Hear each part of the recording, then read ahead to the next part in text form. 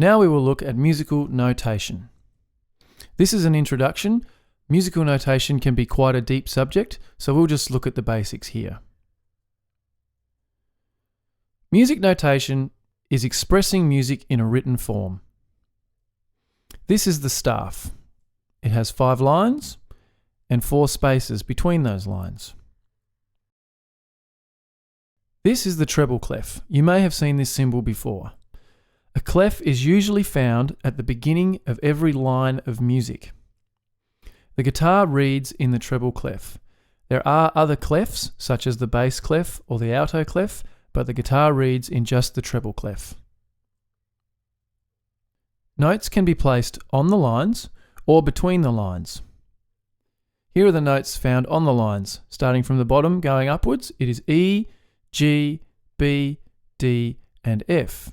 An easy way to remember this is with the sentence, "Every good boy deserves fruit." Here are the notes in the spaces, and as you can see, they spell the word face. Here are the notes on the line and in the spaces placed together. Notice the repeating sequence. We have E, F, G. There's no H in the musical alphabet as we established in the last video.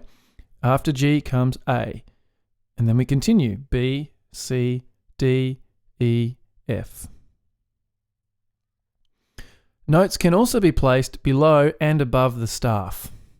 Ledger lines are used to show how far up or down a note is.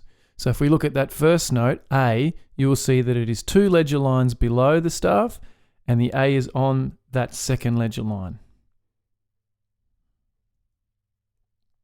Here's a series of notes starting from A below the staff all the way up to C above the staff. Notice the repeating sequence. A, B, C, D, E, F, G, A, B, C, D, E, F, G, etc. As notes go up the staff, they go up in pitch. That is, they get higher in sound. This is an A note. This is an A sharp note. The symbol comes before the note in music notation, yet when spoken, we say A sharp. This is an A flat note, and the same thing applies. The symbol comes before the dot in musical notation, but when we're saying it, it would be A flat. Music is divided up into bars. Bars are separated by bar lines. The end of a piece of music is marked with a final bar line. In summary, we have the staff, which is 5 horizontal lines and 4 spaces. Notes are placed on the lines or in the spaces.